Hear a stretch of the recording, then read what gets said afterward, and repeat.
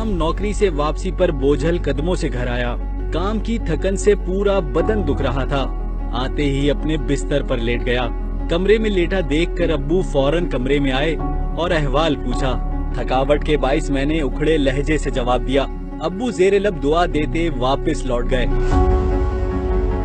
थोड़ी देर बाद कमरे में बेगम आई तो मैंने पूछा, बच्चे कहाँ हैं? बहुत थका हुआ हूँ, अपने जिगर गोशों को देखूंगा तो सारी थकन उतर जाएगी।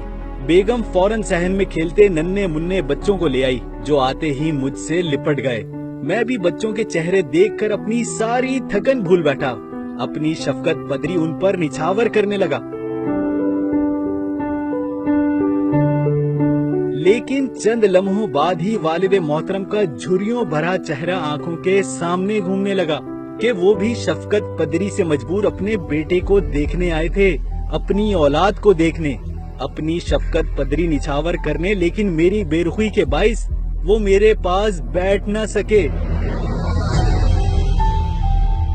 इतना सोचते ही मेरी आंखों के सामने अंधेरा छाने लगा। दम सीने में घुटता महसूस होने लगा। बच्चों को छोड़ा और दौड़ता हुआ वालिदे मोहतरम के कमरे में जा पहुंचा, जो अपनी चारपाई पर लेटे न जाने किन सोचों में गुम छत को देखे जा रहे थे। मैं उनकी चारपाई पर उनके कदमों में जा बैठा और उनकी टांगे दबाने लगा। अब्बू फौरन उठे और मुझे सीने से लगा लिया। ना जाने क्यों हम बाप बेटा फूट फूट कर रोने लगे।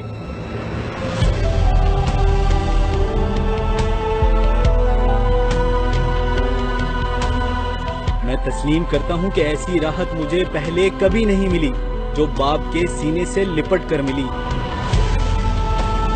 दोस्तों, हम अपने पैसों से सब कुछ खरीद सकते हैं सिवाय माँ बाप की खुशियों के। पैसा तो हमारे माँ बाप ने भी सारी जिंदगी कमाया और हंसते हंसते हम सब पर लुटा दिया, ये जानते हुए भी कि वो कल बूढ़े हो जाएंगे। लेकिन अपने बुढ़ापे के लिए कुछ ना बचाया। आप सबसे दरख्वास्त है कि चंद लम्हे अपने माँ बाप के पास बैठ जाया करो। उनसे दुख सुख की बातें शफकत के साथ कर लिया करो। यकीन करो, दुनिया और आखिरत में फलाह पा जाओगे। इस तहरीर को इतना शेयर करें जितना अपने वालिदैन से प्यार करते हैं।